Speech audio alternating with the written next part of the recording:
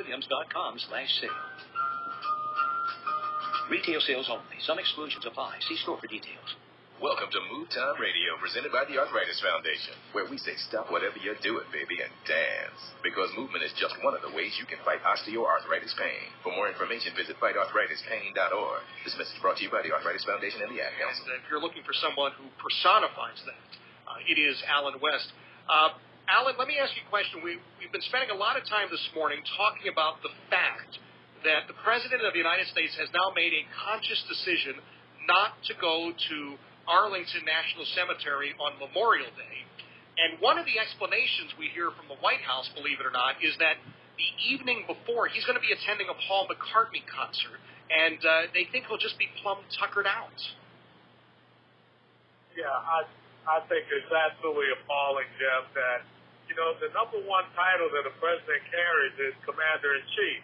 And the fact that he does not feel it is important on Memorial Day weekend, when we're a nation at war with Islamic terrorism, to go and honor our fallen on Memorial Day is just absolutely reprehensible. And there's no excuse. There's nothing that you can say about it. Well, I'm curious. You hear this. Look, you're 22 years in the United States Army. You swore an oath to uphold and defend the Constitution. You promised that if necessary, you would lay your life down on behalf of my children. And I thank you. I thank every veteran in exactly the same way. Your willingness to do things on behalf of my children. I'm just appalled at the president. I don't even know what to say. Well, there's really nothing that you can say. And you would think that after he heard the outcry from people, this story is absolutely lighting up the military veteran email list and internet circuit.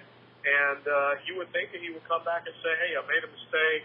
I apologize to you all, and I will be there. But it seems that he's digging his heels in, and he's going to continue on. And, this is indicative of the type of individual we have in the White House that flies into, Kabul, Afghanistan in the middle of the night, uses soldiers as kind of like a photo opportunity, and flies back out. I mean, that's not leadership.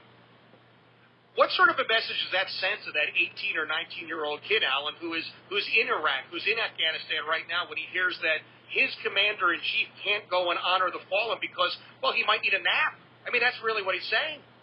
Well, it is, it is consistent with how the liberals view the military. It goes back to John Kerry's statement when he was running for president, where he was saying that, if you don't make good grades, you end up having to go to the military. Our sacrifices means nothing to them. It is the servicemen and women who, since for 234, 35 years, who have taken up the arms to ensure our liberty and our freedom. Those are the men and the women who have enabled the people such as Obama and his administration to be in the positions that they have, and for them not to want to memorialize them. And that is something that he is the highest office in this country. And if he doesn't feel that is deserving of respect, then, what does that say about what's going on with liberal professors at these liberal universities all across this country? And again, Jeff, it comes back, they're telling us who they are. Yeah, Alan, let me ask you, for those that would like to help out, one of the reasons that I wanted so much to have Colonel Alan West with us is that we saw with the election of Scott Brown this coming together of conservatives across the nation. People have traditionally written off certain seats. You know that, and I know that. We heard the talk about the so-called Kennedy seat, and Scott Brown stood up and said, hey, it's not the Kennedy seat, it's not the Democrat seat, it's the people's seat.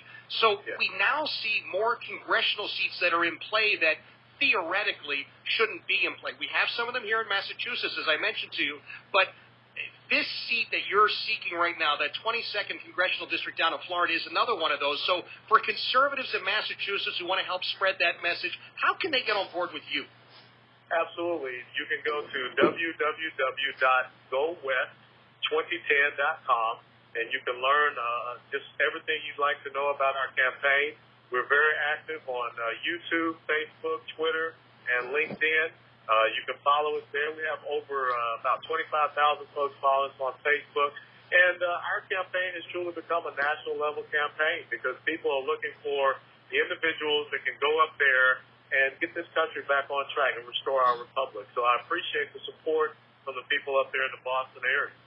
Well, we're looking forward. I'm looking forward, obviously, to the day that I can refer to you as Congressman. Well, I'd be honored, and even though I would be a direct representative of the folks down here in South Florida, my voice is a voice for all Americans because it is about our constitutional principles and values, making sure that they are brought back to be the determining factor in the legislation of this great country. Absolutely. Well, God bless you, Alan. Please give my best to Angela and the girls, and Absolutely. I look forward to chatting again soon. Thank you. Thank you so much, Jeff, and God bless you and your family. Thank you. That is Lieutenant Colonel Alan West. Now, Alan is running for Congress in Florida, and I know what you're thinking. Well, so what? You know, I don't live in Florida.